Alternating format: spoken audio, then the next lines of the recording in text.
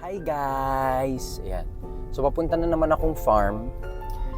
So today dapat yung groundbreaking ceremony namin. Kaso pinospone namin dahil sabi sa weather reports uulan daw. So syempre maputik, ganyan. Tapos pagpunta ko naman ngayon, wala namang kaulan-ulan. Parang isang beses lang umambon sa bae. So sayang, sana tapos na yun.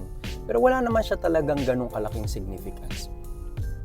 Parang for good luck lang siya. Yung magbabaong ka ng barya, ng plano, ganyan. Pero yun nga, so pinospone na lang namin. So hopefully next week, magawa na namin yun. Paparisked na lang namin. So let's go! Anong ginagawa nyo? Nagawa nyo na yung yung ginagawa nyo lamesa. Ayan hindi ko pa tapos. Ano to, mahogany? Hindi. Yung yung paa niya mahogany. Pero yung taas niya yung kagaya nung sa dulo na kahoy. Tinumba ng bako dyan kinuha. Hi liit. Alam mo, sayang. Dapat ngayon kami groundbreaking eh. Akala ko nga. Hello! Hi, Hi, guys! vlog! Hi, guys! Welcome to... Si San. Ay, magandang hapon, sir. Tapos na merlo yung mga tiles. Ang vegan tiles, nalagay na nga eh. Pwedeng apakan. Napakapakan na dyan, sir, doon Para ayan, tapos na. Guys, yun yung third kasita. Kasita. Yes. Si Foreman pala Foreman yun. yan. Foreman. Ay, good afternoon po, sir. Titingnan ko lang po. Pwede pong apakan nyo na doon. Pwede po. Sana nga po ngayon groundbreaking kaso hindi po natuloy. Akala po namin uulan. Di ba sobrang putik dito pag umulan. Hindi naman masyado nag-uulan ngayon. Yan Merlo, pakita mo dali. Ganito pala nilalagay yun muna. Wow. Ayan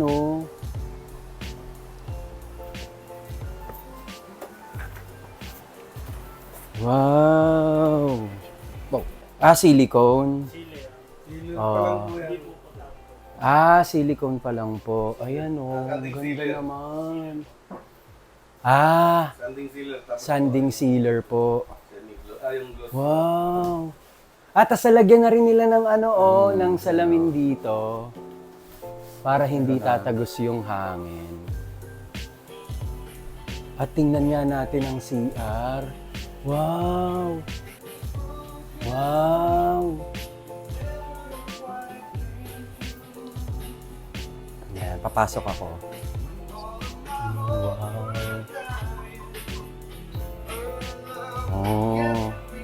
Okay na rin parang malaki na rin siya no. Okay na rin bagay lang sa kwarto no. Ayun, yung palang tiles na ginamit namin dito, hindi lahat ng tiles pwede. Kasi tanda ko, may sinabi si Arky at saka si engineer na parang 20 by 20 lang or 30 by 30. Kasi pag gumamit ka ng ibang size ng tiles, para magiging masyadong obvious yung mga hahati-hati. So, yun din yung naging constraint namin nung pumipili kami ng tiles na ang pinili lang namin is yung specification ni architect para yung mga lines magtutugma-tugma siya. Oo, para magtutugma siya. Ang ganda nga. Ayun. Wow. Tapos ito yung enclosure. Okay na rin malaki na rin Tapos kung dito ka naman jumebs,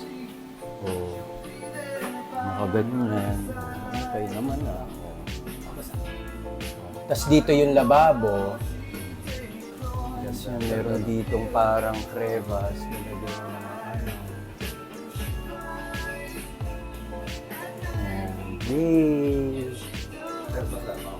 Basa pa pala. Nalagyan po kayo. Pwede pa kaya natin ito itaas? Para mababa. Oo. Kasi ang TV dito Pwede pa kaya natin itaas? Oo, kahit yung pinakamataas na pwede pa po kaya. Itaas natin. Kasi kung maitataas natin dito, yung TV, andito. Nakaganon ng TV. Pero ito po, hindi na siya pwedeng ipasok, tong buong to. Na parang dito. Ay, ala, ayan, nahipo ko nga. Basahan po. O parang manipis masyado yung ano natin, no sir? Para ipasok. Lalampas sa kabila. Eh ito, nakapasok na tong tiles dito eh. Di ba ga, nakapasok na yung tiles eh. Nakahoy, no? Kayang gawan ni Foreman yan ng paraan. Yun nga lang, Foreman, gawan mo ng paraan na itaas.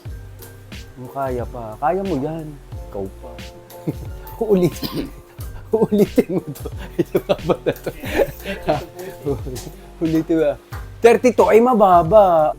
Ayun. So, pwede nang gawin natin na lang, lagyan na natin kahoy para maganda siya. Ayan, pakita mo, Merlo, yung vegan tiles. Pero ako naman, okay naman ako, maganda naman. Ayun lang, taas mo. Wala pa siyang pinto, kulang na lang ng pinto. Siguro mga 1 week na nga lang to, Foreman? Ay, yung na lang yung lata na lang na nailagay na natin. Lalagay bukas. At saka yung mga poste sa baba.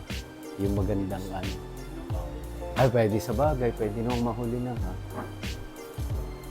Yung, yay!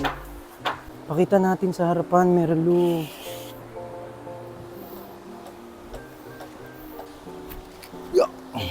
Wow! Ayan, oo nga, ang ganda. Oo. Ayan. Lapad ng hagdan. Lapad ng hagdan, Oh. Sir, dito, tambak na lang po yan, para tumaas siya, Ang cute. Hanggang dyan, Taas.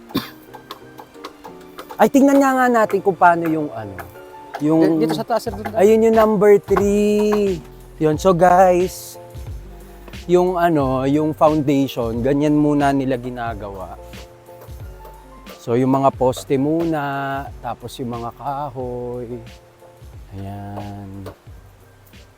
Tapos dito sir, medyo mataas-taas ang tambak nito, Eh mataas siya eh. Pati yung pang-apat,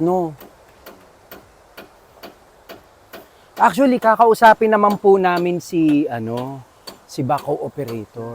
Kasi nung kinumpute po namin yung parang per ora, parang sabi namin, parang mas nakatipid ata kami kung per ora. Kasi parang nire-report po sa amin kung gaano katagal si backhoe naglalalagi dito eh. Sir, pupunta lang po kami dun sa ilog ha. Merlo, tara, punta tayo sa ilog. Pakita natin kung paano tayo pumupunta sa ilog. Eli, pupunta kami ng ilog. Eli, nalagay nyo na doon yung 6 na may hukay pa lang. Maglalagay pa lang. Ay, dito sa kabila. Hindi pa. Hindi kakayanin. Hindi kaya. Sobrang masukal. Malalaki yung bato. So, walang mapapag-anuhan ng maraming tatamaan. Yan guys, tinan mo ha. Ganito bumaba dito sa sa ilog. Kaya mo, Merlo, dyan? Oo, sir. Liit na nung isang araw, laki sana ng tubig. Gasong. Ha? Malaki. Isang araw, malaki sana ng tubig. Yan. Nagre-research din kami. Dun sa tawag dito parang laws that govern yung mga riparian landowners. Kasi parang meron dito kasi guys na parang namuong lupa na through the course of time naipon yung mga bato, yung mga lupa. Ngayon parang hindi siya kasi part ng property. Pero dahil nade-deposit yung mga bato, yung mga lupa, parang naging katabi na siya, 'di ba? So 'yun, may parang legal way pala para mapatituluhan mo din, ganyan. So 'yun. So ito guys, medyo ipapalinis pa rin namin kasi medyo marami pang bato, tsaka ito yung mga kawayan tinanggal Inuunti-unti na nga namin. yan doon, Oo. Uy, masarap yun, Baguio beans. Diyan, ampalaya. Doon yung ampalaya ko sa puno ng Atswite. Yan. Kaya nilinis namin dito ni Dudong. Oo. Mm-mm. So guys, ito yung dinadaanan ng mga nagmimina ng mga graba, mga sand, ganyan. Mamimingwit dito. Sinasakay nila sa kabayo. Tapos, yan, dito binubuhat, pataas. So itong area na to, hindi pa namin to napapalinis. Kasi rin, nag-uulan, so mahirap. Yun.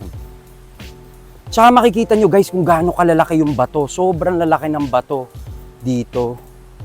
Parang sa drone shots kasi parang akala mo maliliit lang eh. Pero pag tiningnan mo dito, yung maaapakan mo na, sobrang lalaki ng mga bato.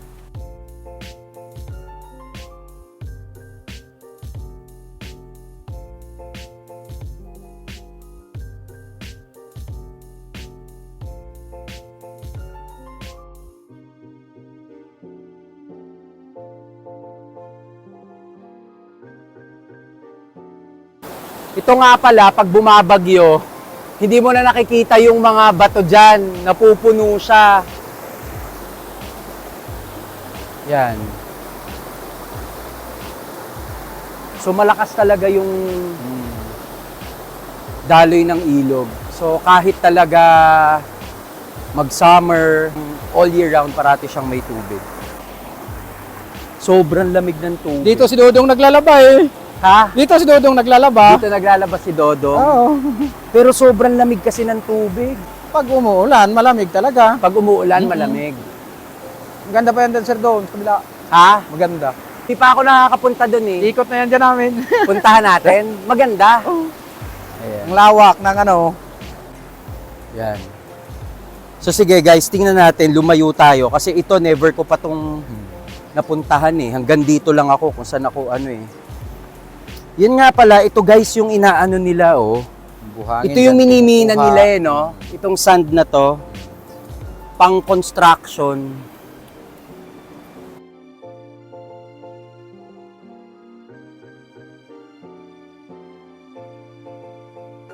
Doon pa siya, doon.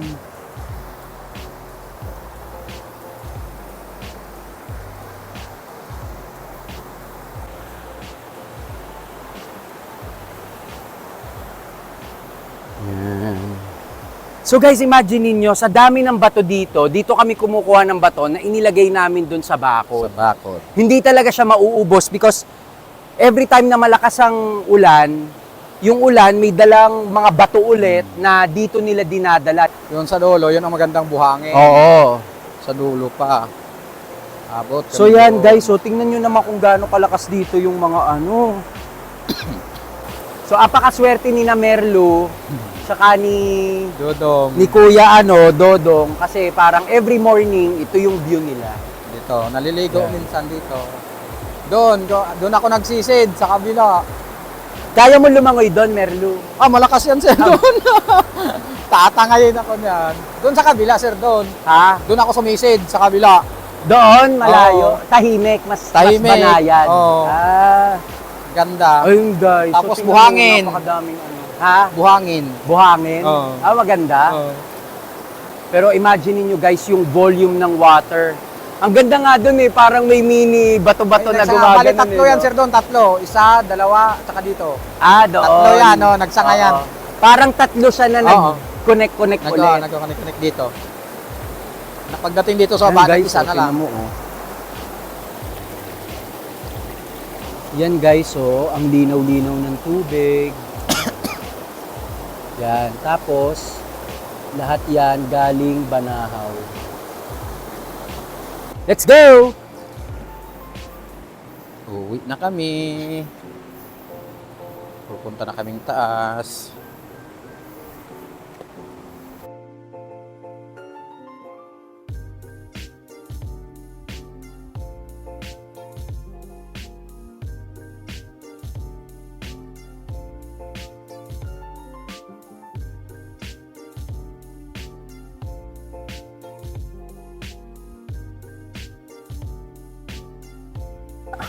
Yung mga ibang nagtatrabaho kasi dito sa amin, pwede silang dito, naliligo sila dito sa tapat.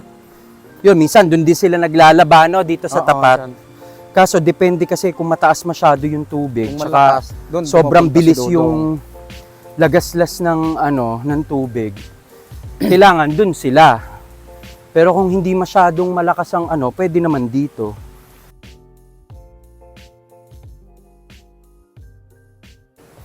Tsaka dati 'di ba Merlo, napababaan na natin 'yan. Oo. 'Di ba binaba na 'yan ni backhoe, parang kinayod siya para magkaroon ng gentle slope papunta ng ilog. Pero ganun talaga yung nangyayari na every time umuulan, naiipunan ulit ng lupa, tumataas siya ulit. Mataas. No? Tapos yung ginawa dyan ni Dudong na Paul, pag nung lumakas din, Oh. natangay din. Dala din, Dala. natangay. Ito yung third, tapos yan yung fourth naman. Ayan. Tapos yun, yung dalawang kasita na yun, matatapos na. Yan, pakita mo Merlo yung side view nung nalagyan na nila ng palupo, no? Oo. Yung kalahati, 3 na yan, yung isang side na lang wala pa. yung isang side na lang ang wala pa, no? Opo, sir. Naku, hinintayin niyo pa ako.